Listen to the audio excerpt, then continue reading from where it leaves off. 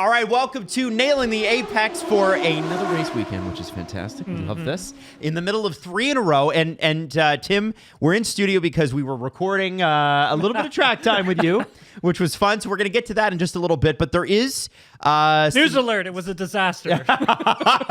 Well, listen, we don't want to spoil the surprise. Now, another disaster is Carlos Sainz showing up 5 seconds late to the national anthem, being fined €10,000 with half of it suspended because he had a little bit of a stomach issue. It was verified by a doctor. And then he risked another fine by saying, but yeah, I don't know if I'm going to get another fine for saying this, but shit happens. And so he could be fined again with maybe they unsuspend the fine. Is it a little harsh to suspend a guy for that? Fine him for that? Yeah, it's I'm glad we're going to be able to talk about it because, I was thinking about it this morning when I was on the press conference call and I texted you when he said that. Just because, it was so random, but it was also funny at the same time. I feel bad for him. Why, if he wasn't feeling 100%, there should be some sort of a carve out. Yeah, a grace period within there. I mean, apologize for being late. There's nothing you can do about it. I mean, I think George Russell made a good example of sort of what the drivers have to do in terms of when they get out of the car after formation lap, when they get out of the car after pre-grid, and then they have to go to the bathroom, right? And you've seen them when they're getting interviewed as they're trying to hey, I gotta go here. I'm fully prepped. I'm ready to go. I got to go do this. And then I got to get to the national anthem. So I'm not late. And that's something that's so important for the drivers and that they do their best to adhere to. But, sometimes they're getting stopped for an interview, or a reporter's chasing after them, whatever, because they're kind of fair game at that point. But at the same time, it's if there's not enough washrooms, then you're stuck in a queue having to wait to use the bathroom. That's crazy to think that an F1 driver would be stuck in a queue to use the bathroom. Yeah, but it's they're stuck in a queue with other drivers who are trying to use the washroom. That's crazy. And sometimes there's just not enough washrooms, and they have to time it so they can get to the washroom and get back in time so they don't miss the national anthem. And George made a good point about that earlier today during one of his press conferences as well. It's kind of they've tried to talk to the FIA about these things, and it doesn't sound like there's a lot of wiggle room for them to sort of play around with in that respect. Adam, I don't know how it works with hockey, but I mean, sometimes players aren't feeling well, right? And they have the national anthem that they have to do as well. Yeah. I mean, it happens in football. Respect? I can remember one of the an NFL player 4 or 5 years ago had to use the bathroom, and there's a commentator, former player named Booger McFarland. Yes, his name is Booger McFarland, and he's like, back in my day, we just went in our pants, and everybody's like, weird, dude. You just walked around with urine in your pants for the entire half. Okay, the other one though. Yeah, you know what I mean. Yeah, I feel it. Yeah, well, and it is the other one, and you can't hide that one. No, that doesn't look like sweat. No. So yeah, it seems a bit odd. Now I want to compare and contrast that with Robert Reid. Oh, yeah. Now, we talk about the FIA and there not being a lot of flexibility. You'll have to explain who Robert Reid is. Well, I'm going to get you to explain. Oh, okay, but I'm going to read his thing first because it actually says. Okay. So Robert Reid is somebody you've probably never heard of unless you're a hardcore fan of not just the sport, but the governing body of the sport, the FIA. He says, after deep reflection, I've made the difficult decision to resign as FIA Deputy President for Sport. That's a pretty big deal. I took the role as to help deliver greater transparency, stronger governance, and more collaborative leadership. Over time, those principles have been increasingly set aside, and I can no longer, in good faith, remain a part of the system that no longer reflects them. Stepping away was not easy. However, staying would have meant compromising what I believe in. This is about principles, not politics. Now it's motorsport, so of course a little bit about politics. Motorsport deserves a leadership rooted in integrity, accountability, and respect for the process. That's the minimum standard we should all expect and demand. And that was signed Robert Reid. Now, Will Buxton, who we all know has moved on to IndyCar, said that Robert Reid is a stand-up guy and that it kind of speaks to where the motorsport governing bodies are. Everybody's speaking in innuendo, Tim. Mm-hmm. What do you know about this situation? What's going on here? I mean, I'm not up to not fully briefed on everything that's been happening within the FIA, but we can use Andrew Benson. He's a reporter who's very plugged in when it comes to reporting on the FIA and those who have left since Mohammed bin Sulayem has been the president of the FIA, which he currently still is, and that his presidency comes up in December. And so he'll be obviously running for a re-election campaign. Sure. But he has written a lot of very strong reports on certain things that have been happening with inside the FIA. If you go just check out his Twitter account, you can see a lot of the reports there.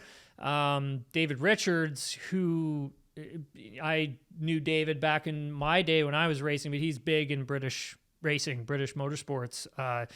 He wasn't allowed into an FIA briefing a few months ago, and because he wouldn't sign like an NDA. Andrew wrote about all this in his report. But that was one of the things I think for the British sort of motorsport side of things, it was kind of like, hold on a second here. Like, we should have the freedom to go into these meetings without having to sign NDAs. We should be able to talk about these things, whatever they may be, outside of the FIA as a whole, as a scope. So, Adam, you bring in the driver's side of things, the things that they've been battling with for the last few years, coming to the point now where they get fined for swearing. Mm-hmm. Which the drivers have all protested. Yeah. And we'll see what happens to Carlos Sainz, because he did swear in the FIA press conference earlier today. So we'll see what happens to him.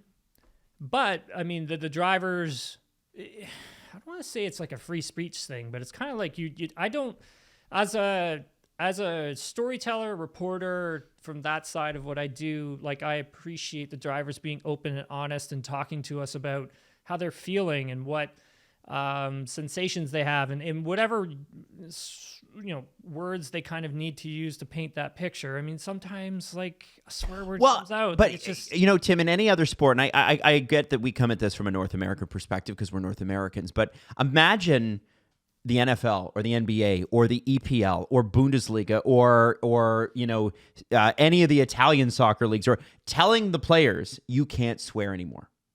Imagine. People would be like, what? You're soft. What are you talking about? These guys are, just like any of those athletes, are on the physical edge of their lives, like literally. Yeah. And they're putting their lives on a line in a way that a lot of sports don't. And for them to swear seems only natural. You need a release valve. What is what's the need to limit this? I don't understand. I don't understand it either.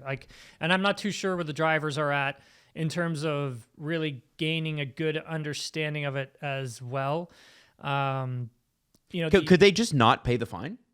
Oh, I don't know. I think they'd have to pay it. I think one of the things that Carlos brought up actually in the press conference was the fact that, like, okay, I'm going to pay this fine, but he wants to know where that money's going to go. Right? Yeah, where does that money go? So he wouldn't, he kind of, I'm sort of glossing over this and I don't have the quotes in front of me, but paraphrasing most of this, essentially he would like to see it, if he's going to pay a fine, where is it going to go? If it does go somewhere, he hopes that it's going to a place where it's going to help somebody or help something or help a cause or go to a charity, help drivers that are injured, something like that. Yeah, go towards a pool that they can, start paying track marshals, all that kind of stuff. Who knows, right? That list could be open and free. But a lot of the stuff that's going on behind the FIA, like I was saying at the top, I can't really speak to because I don't know 100% all the ins and the outs of everything that's happening there. But it does seem like they have lost, Adam, a lot of good people. And for those who don't know, the guy who just literally handed in his letter of Robert Reid, resignation, he's like second in command. So if the president is running for re-election, this would seem to be not well reflected. Who votes on this? If I'm not mistaken, a lot of the ASN. So here in not unless it's changed, what I don't think it has, but correct me if I'm wrong in the comments, which I'm sure will happen. Here in Canada, we have ASN. And so ASN is the one who gives me my racing license, like when I was professional driver. And they're the ones who have to qualify me to have like an international A, international B, international C, or a super license. ASN is sort of the membership that I have to kind of go through. You have a sub membership you also have to go through as well. You have to be with a different legion or region of Ontario or Canada, register with another motorsports group. You use that group. They put you through to ASN. ASN goes through everything. They qualify you for certain things. Once they know that you are able to race at that level, they grant you the ASN FIA license that you need. Got it. So it's companies like that. It's like ASN here in Canada. And every governing body would be different and have a different acronym elsewhere, but 100%. But it all feeds in. It's sort of like FIFA in that way. Yeah, in a way it kind of feeds into the FIA as well. And so they would be the ones who would be voting on who's going to be the next president of the FIA, who's going to get re-election. There is someone who, from my understanding, I don't know who it is, but it sounds like there will be another individual who will also try to run for the presidency. I read that in Andrew Benson's article. So there will be a challenger. There should be. I think like every year there should be. I think the year that Ben Sulayem got the presidency, I think there was two or three others that were also running as well to replace Jean Todt. And Jean Todt, obviously, who you know is legendary in motorsports. Yes. His resume speaks for itself. But yeah, we'll see what happens there and what more develops with this story.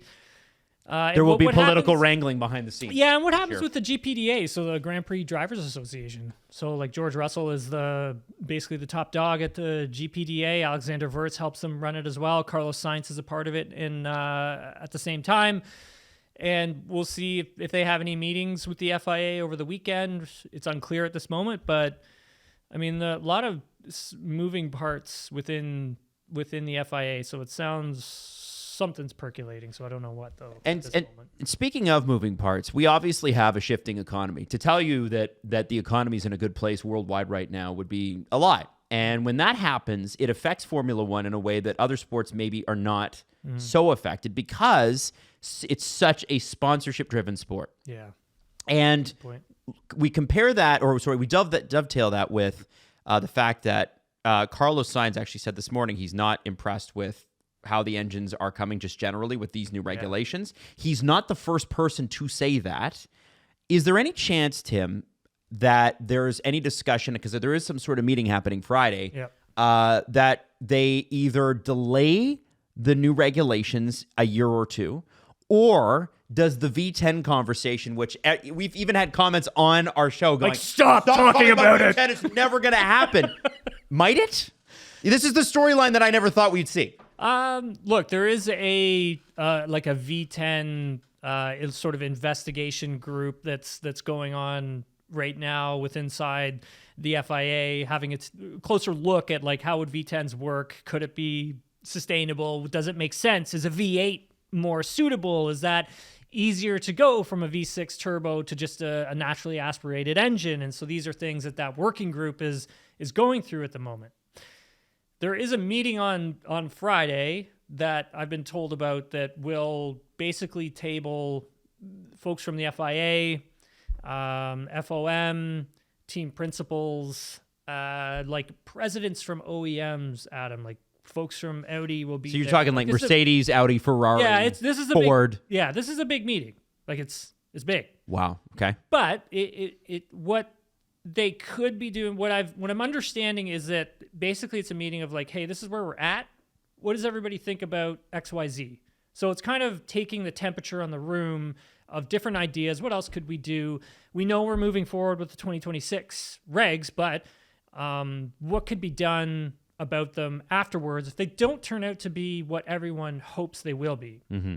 And so that's sort of the conversation that's starting to flow. It's not necessarily a conversation about V10 engines or we're going to have V10 engines. It's mostly kind of about this is what we've got. this is what we're building towards. Does it make sense to stay with this for a longer period of time? Do we cut it short after 2 years?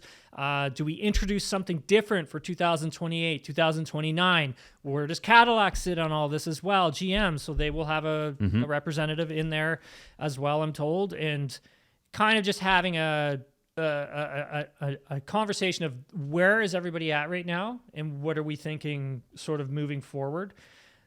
It's, I don't know 100% who's in agreement with switching the engine formula, and I don't know who is not. Like, I understand that I think Audi, they'd probably want to stick with the engine formula that's happening now. Honda, I think, would be another. And I think Mercedes is also on board with sticking with what's going on right now. Ferrari and Red Bull, they're a bit unknown at this moment exactly. Would they prefer a naturally aspirated engine moving forward? Would they not? Do they want to stick with what they've got so far? Folks have to remember that Red Bull is building their own powertrains with Ford. Yeah, that's right. Help, right? So that's going to be an interesting conversation to see where everyone is at, but what does everybody sort of want? At the moment, we're looking at 2026 as, what is it? It's like 55% internal combustion engine, 45% battery, I believe, or it could be a 50-50 split, but I thought it was 55-45. But do they want to change that? Does that want to be changed, right? Is that a conversation starter? It seems late in the game to be talking about it, though, doesn't it? Or am I wrong on that? Like, I don't know what goes into the... definitely late in the game for, like, saying V10 engines. Sure. And V8s. Because that would be throwing away tens of millions in research. Anything I think outside of what's already been proposed, I think you're late to the game on this. There's been hundreds of millions of dollars sunk into R&D with the engines that are coming for next season. Mm-hmm.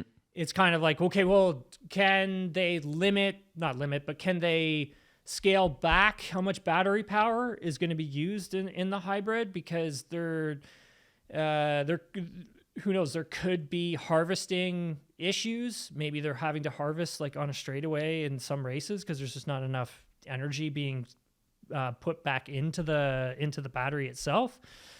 So does that make sense to go to like 80-20, 70-30, having a split like that, where 70% of the power is coming from your internal combustion engine and 30% of your power is coming from the battery? Right. Like, is that a conversation starter? Who do you think will lead the charge on what way this goes? Like, is it going to be the older engine manufacturers, your Mercedes, your Ferraris, or are the newer guys, the Audis, the Fords, are they going to have a little bit more of a say than maybe you would expect, right? As sort of rookie outfits coming in as OEMs. There has to be an agreement from at least, I think it's, if my number's correct here, there has to be an agreement from at least 4 of the OEMs.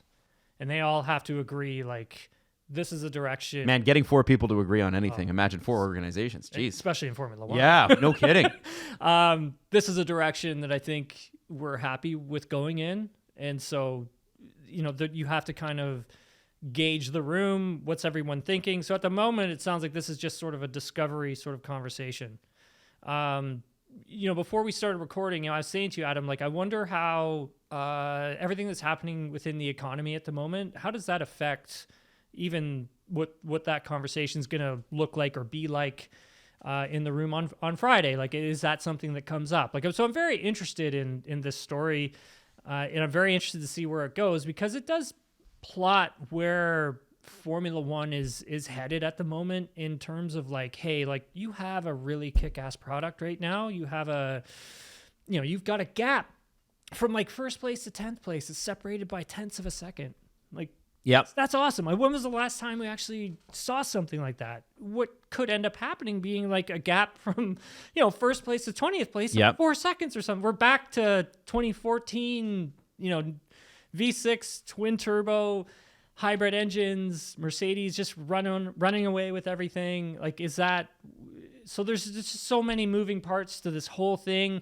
And you've got this great fan base now that's come in, and the sport's continuing to grow. They got a movie coming out. And it's competitive right now. We're not having like a Red Bull runaway with 22 of 23 races. Yeah, so I'm just curious if like these are conversations they have. Right. Like I would love to know. Like, well, I do hope that we get at least to the 2026 regulation and the cars are slightly smaller. I'm a big fan of making these cars smaller again. I know there's heavy either. What's that? Not as heavy either. Not as heavy, yeah. And I know there's a safety component with that. Yep. With that, but I think with the components and the parts and the things that go into the parts, all the materials they have available, assuming they're tariff free, you can make smaller cars and make them safe. Yep. Both are possible. Yes. So let's have a look at the actual track. So we have Tim do this every single race weekend where we have him run some hot laps and get really frustrated, and I sit to the side and laugh because I stink at driving. Have a look. All right, let's talk about the Bahrain Grand Prix, which takes place over 57 laps at the Bahrain International Circuit in Sakir. Tim has been there. I have. Tim Harani is Tim Haracing. Haven't. Okay?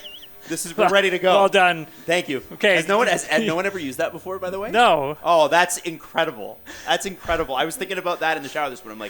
I'm going, let's go Tim Haracing. It's lights out and away we Tim Harace. Okay, you need to explain to everybody. This is my first time on the track. Yeah, so Tim has not tried this track. We're going at this cold, which is great. Very cold. Always love when we do this. And you know, it's going to be kind of a fun one because, listen, I got my McLaren gear. Tim's got his McLaren car. It's fun. It's exciting. And really what we're trying to do here, Tim is trying to put on the best lap he possibly can. And by the way, a couple weeks ago, you did pretty well.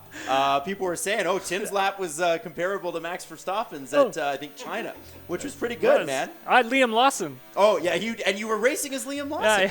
Yeah. So listen, the circuit is 5.4 kilometers with 15 corners and 3 DRS zones, all of which Tim will miss because he has not practiced. The track record, Tim, set in 2005 by whom, do you think? Michael Schumacher. Okay, good one. Pedro De La Rosa. God. In a McLaren. Yes. Okay.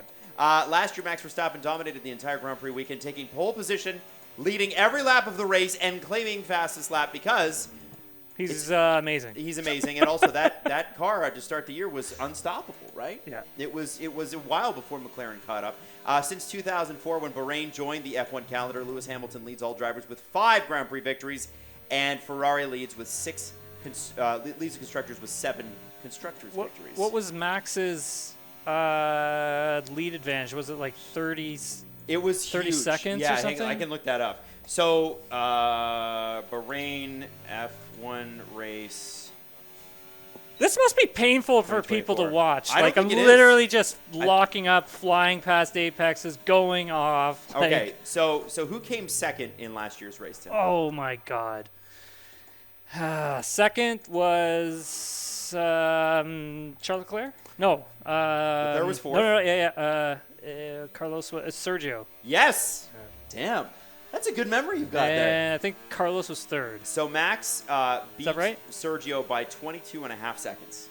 Okay. And then Carlos Sainz was 25 seconds off the pace. Leclerc was 39 seconds off the pace. And in fifth, George Russell was 46 seconds off the pace. That's how dominant it was. Wait, how far was George off the pace? 46 seconds. Now take a look at where Mercedes is now in the season. Well, yeah. You know what I mean? It's just a different beast. Yeah, I mean, totally. Norris and Piastri were 6 and 8. Norris 48 seconds off the pace. Piastri 56 seconds off the pace. Now, you got to think, this year it's going to be a little bit different, but there have been discussions in the paddock that perhaps McLaren may not be as dominant as everybody thought they might be coming into this season. Is this a track that they expect to be good at, or is this a track that maybe Red Bull is dominant against? I think they're going to kick everybody's ass this weekend. Oh, really? Okay, yeah. What is that? Why? Just because of temperatures and also because of how the car looks after the tire. Oh, okay. And then obviously, Adam, the surface here is really rough. So if you are good to the tires, you're probably going to be pretty fast in the race. They may not be the fastest in qualifying, but in the race, I think McLaren's going to be unstoppable. And now you've explained this to me before, but I think it's worth repeating. Why is this track known to be so hard on tires? What is it about the pavement? It's just so rough Is it the Desert Sun, or is it how they built it? No, I think this is how they built it. The type of asphalt they use. It's very, it's like rock almost, or stone, you would call it. Just one sec. Okay. He gets through the corner. Oh, come on. What were we talking about? Oh, yeah, pavement. Yeah. Yeah, I don't know exactly what they use for it, but I've ran on it, and it's pretty, I guess, coarse would be the right word. Does it feel like, do you feel it in the cockpit? Not necessarily. The tires are going to feel it, right? They're just going to get absolutely shredded. Of course. How am I 2 seconds off? Well, that's what everybody asked with Max last year, only they were 20 seconds off or more. God, this is embarrassing. It is going to be, it is interesting, right? Because this is round 4 already. We're already like 2 or 3 rounds away from Miami, which is just nuts to think. That to me, Miami's a marker of like the first part of the season, right? You look at Miami and you go, okay, that's the first sort of real piece of, okay, now we can get a sense of teams over the course of many races. Here's how they look. So we're about halfway through the first third, if that makes any sense. And I'm wondering what teams might be sweating a track like this, do you think? I think Ferrari might be. Yeah? I'll be interested to see how Ferrari does, Adam. I mean, we'll probably touch on this in the podcast because obviously we're recording this before we do the pod. But I honestly think, like, this could be a pretty good telltale of maybe where Ferrari is at the current moment, simply because they do so much testing here. Yep. So I think Ferrari will be interesting to see what they can do here. I think Mercedes as well, because of how they used to do in the hotter climates last season. And this year was kind of supposed to be like they've gotten that under control, and they're and for anybody that doesn't know, they did better in cooler temperatures, right? Like like Silverstone, season. They won, right? That's so. And that was a cold race. I was there for that. Yes. That was a cold race. So what do you have to do to get something like that under control for a team like Mercedes? There's so much, Adam. Like different type of floor. I mean, the whole DNA of their car has changed, right? It's just totally different. So, I mean, there's a lot that goes into it. Obviously, I'm not an engineer. But I think for them, the main thing is if they can get a handle on that. It also sets them up better for next year, too, and the new regulation and all that kind of good stuff. So. Right. What do you tell? I mean, you're racing this track, like, first time on the simulator. Obviously, you've run it before in person, but what do you tell, or what do you do for a rookie like a Kimi Antonelli, a Jack Doohan? Oh, my God. A little bit of frustration. What do you tell rookie drivers on a track like this? How can they take this? How can they handle this? I think they already did their preseason testing on it, so I don't this is a track that the rookies should be good at because they do so much running on it. Like even when they're in Formula 2, and there goes that lap, disaster. They do so much running on it in junior formulas that. I mean, when you get to this track, you should know it fairly well. I mean, like Suzuka, China, those are different, right? Because they don't necessarily run there. So, now, as a driver, and I know you're going through a chicane, so I'm going to tap dance a little bit here. Thank you. So, there are obviously different styles of racing and different climates and that sort of thing. What is it like to do a night race? It can be challenging if the lights aren't bright enough, but here it's... the lights are so bright, it's almost like daytime. Like it's when you're out on the track, you can see everything. They've done a really impressive job at this facility. I mean, I've gone to testing before in the past, and my first time doing testing in Bahrain was last year, and it was awesome. Like the access was incredible. The track is amazing at night. I liked the city itself as well. Like it was a really fun adventure to go on last year. I'm really thankful and grateful I got to do it. Like it was awesome. What is the behind the scenes like? Because it always looks very cool when they shoot it, right? Like when they're doing the Sky crew or the F1 crew are doing their hits with their microphones. It looks like that behind the paddock area is. I guess it'd be like the VIP area. Is very, very cool. Can you talk a little bit about that? It's a lot of if we're fancy and rich, what are we in for? It's really, I would say compared to other paddocks, it's really wide open. There's a lot of space to move around, and you go to some other tracks and sometimes you kind of don't get that. It's kind of really busy. I remember, not to say that Coda is small, but the paddock one year was absolutely jammed.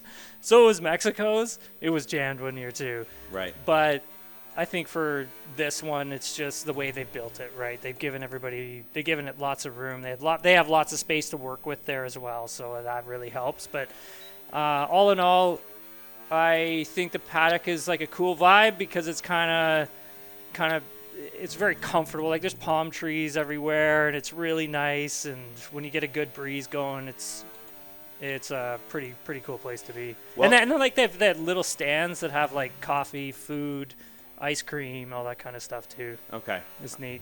Well, listen, it's going to be an exciting Grand Prix. Tim Hauraney, thank you for taking us through. Hey, hold on a second here. We're not done. You want one more lap? I gotta put some sort of a good lap together here? Yeah, like, all come right. on, like. Listen, we've been waiting for one. I just got on the thing. Let's see him do it. All right. Yeah, the lap was invalidated, Tim. All right, here we go. We're starting. Let's go. Because I went off the track. All right. I think the rules in this game are way too harsh sometimes. Well, yeah, I agree, because they're a computer, right? They're not a human being kind of looking at it and going, well. By the way, I don't know who sets these personal bests in Ferrari. Is Jesse just jumping on this thing? No, I don't know who this is. Yeah, like who is this? Every track we got a personal best. Like, who is this person? Jesse's like shaking his head. He's like, no, it's not him. Like, it's not me. I have, by the way, noticed that a distinct lack of Jesse wearing any Mercedes gear this year. Jesse Blake, one of our producers, and also co-host and also co-founder of STPN. Yeah, Jesse, why are you not wearing any Ferrari stuff? Probably because it costs $80 billion. What do you think? I think like he should put the Mercedes stuff back on. Oh, you do? See, I don't know. I think he's left the team. No, I think he you left can't when Lewis leave left. the team. Come on, Jesse. Are you a team follower or a driver follower, Tim? I don't really. You don't cheer for anyone. Cheer for them. You cheer for. Really, you hope all teams have fun. I like the good story. I cheer for the good story for sure. I mean, obviously, I think like I'll cheer for. I should be doing a lap here, right? Yeah, you are doing a lap. But you're doing one right behind your personal best. But like a real. Is that my personal best though? No, like whose not. is It's it? Ferraris. I don't know who they are. Who is this person? I don't know. But you're doing a good one. You're almost there. Whoa! No! Give me a break! Invalidated! Invalidated! Oh, it was looking so good too, Tim. It was looking so good. And it ends in disappointment. It ends in heartbreak, Tim Hauraney. Heartbreak. Maybe next week. Maybe next week. Hey, I want to ask you about this because we just did a bunch of hot laps with you. Ferrari boss Fred Vasseur, and this is from the ESPN's F1 account, believes the 2025 season will largely be dictated by qualifying. He says it will probably be a, quote, quali championship after Suzuka featured just 15 overtakes, which is kind of nuts when you think about it. It's not really something I think we all want to hear. No, it certainly is not. How... I mean, Freddie, the thing with Fred is that he can also be sort of a tongue-in-cheek guy. He's great. What do you think about that? And how does that, first off, do you think it's true? Second, let's talk about how that affects this week. I don't think it's like 100% true. I feel that there are going to be some races where it is going to kind of be like that if the tracks don't suit the driving, right? I mean, Japan was interesting from the fact that there's not a lot of places to pass. Mm-hmm. There never really has been, right? Like you needed that performance deficit to actually really pull off a move in Japan sometimes. And also there was huge track changes in terms of temperature, right? Yeah, there was big track changes in terms of repaving, which led to like not a lot of high degradation with the tires. And I think there are a couple of different things that play into that. Maybe Pirelli is bringing, maybe Pirelli's being a little too conservative with the tires they're bringing for each race weekend at the moment, just so they can avoid punctures and make sure everybody's safe and all that stuff, which I totally respect and agree with. But as we get deeper into the season, I think you could see Pirelli saying like, okay, I think we're pretty confident with this tire. We feel that it's probably going to give us some better racing at this track, so maybe we'll go with this tire instead of this tire, et cetera, et cetera. The other part of it is that the racing is so close that sometimes you really just need to force the competitor into a mistake, and these guys are just so damn good that it's like hard to do. It's difficult. Like they're all the best of the best, right? You're trying to force the best of the best into a mistake. I mean, look at Max. We talked about this on the pod last week, where it was just like Max made one mistake with 10 laps to go, and Lando would have been all over him. Yeah. Right? Yeah, absolutely. But he just doesn't screw up. No, Max. He was like the Terminator, right? He Yeah. went out and crushed everybody. It was a fantastic drive. I think when you get to tracks that are going to be tough to pass on, will probably be decided more about qualifying. And Monaco's decided every year on that, and we still all watch it. Now, exactly. I want to talk about this race in particular. Last year, as we mentioned on the recording of you doing the hot laps, Max Verstappen was unbelievable. Sergio Perez also had a good race. One of his last really great races with Red Bull, but he was still 22 and a half seconds behind Max. I mean, you're talking about a race that Max dominated last year.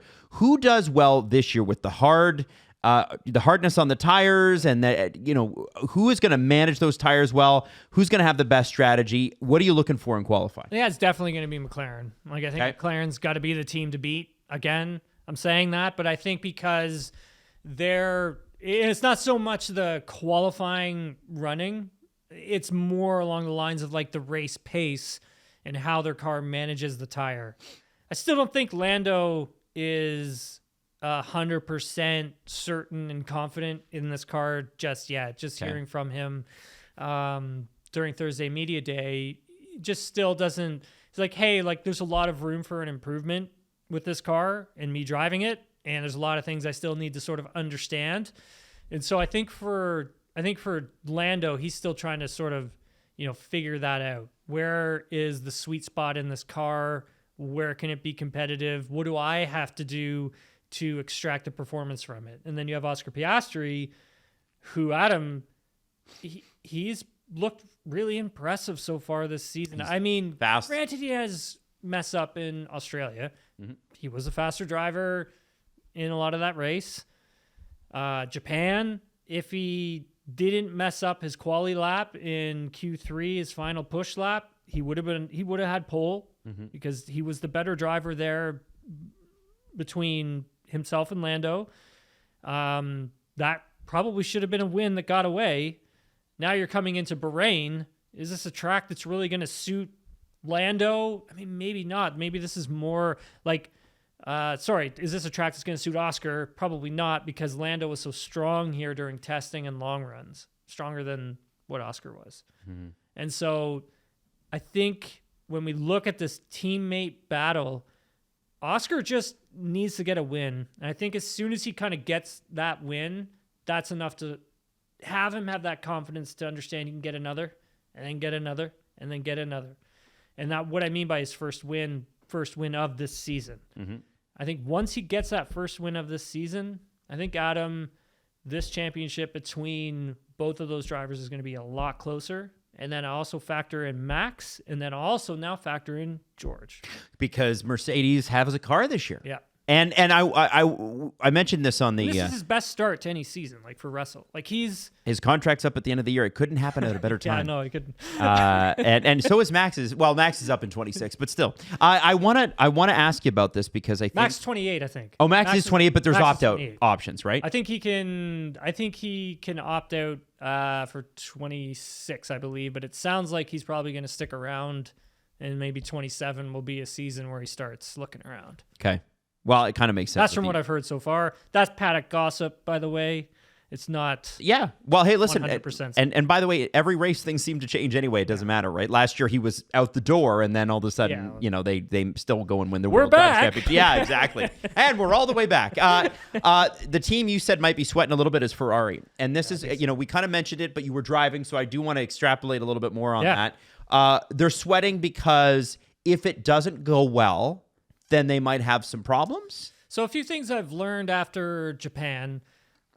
We talked a little bit about, the ride height issue that Lewis had to deal with in China, the disqualification from that. And I think a lot of it stems from Lewis wins the sprint race in China and then goes back, tinkers with the setup for the race for China, and you get the disqualification. And that's where they ran the ride height too low to the ground. And then you had Charles Leclerc, who went in a different direction in terms of setup with the car for that race. And we saw Charles Leclerc be very quick in China with a broken front wing. Yep. Quicker than Lewis. And so for Charles, it was kind of like, okay, I think I've sort of figured out what a race setup could look like for this car. I think he unlocked something in that race, and you get to Japan, qualifying wasn't the greatest, but Leclerc's race pace wasn't all that bad. Like it really wasn't like horrible. And I think for Leclerc, he found something in Japan where he's like, okay, I think this is it. And if this is it, we take it to Bahrain, we try it there. If it works there, then I think we're okay for the rest of the season. And I think we can do something with the car. If it doesn't, then a lot more questions. A lot more questions. Exactly. They're going to be searching for way more. And I think for Lewis, it's kind of the same, where I think he has to start looking at what Leclerc is doing in terms of setup and maybe start to follow him more in that direction. Granted, every driver's driving style is a little bit different, but I think the style between Charles and Lewis is a lot closer than what people think. This race will be a good experiment, I think, for the team to understand how much work do we have to do with this car, and are we willing to do that amount of work this season when really next year? Huge reset. Yeah. Sitting ahead of Lewis Hamilton in the standings right now is Mr. Alexander Albon of Williams. Williams has had a really good start. I want to talk a little bit about the midfield here. 18 points for Albon. Oh, yeah, he's been awesome. Which is awesome. Yeah. And Sainz did get a point in there, but I just think it's, obviously it's going to take him a little bit. Yeah. What do you expect from that team? Because that team, to me, we're in a renaissance, not a renaissance quite yet, a transformative time for Williams. Yep. This is a team that for 10 plus years couldn't get it right. Looked to be even on the way out of the sport. You might have lost the brand. Yep. But, they're back. They've got two good drivers. They've got an excellent team principal. The processes are starting to take place. Last year, they didn't have an extra tub when and Logan Sargent can't race certain races, whatever. So let's talk about their start and what did they project to be at a race like this versus, say, a Haas or even an Aston Martin. I mean, they look good in testing here. Williams did. So I think that's a positive sign that they have a lot to build off of. You're right in saying with Alex, I mean, this is, again, I would say this is one of his best starts to the season as well, right? Yeah. He's been really impressive. And same for Carlos, where it's like he still has a little bit to learn and figure out with the car and his driving style and what does he need to change. And that's going to take time. Muscle memory needs to kick in and he needs to build that up. So all that's going to take time with Carlos. But I mean, for Alex, he's been super impressive so far to start this season. Granted, we're only 3 races in, but when we get to Bahrain, I expect Williams to be scoring points here. I expect Alex to score points. That's the level Williams has reached for me, where it's every weekend. That's now, the expectation. I expect Williams to get points. So it's interesting. I was watching. It's a good thing.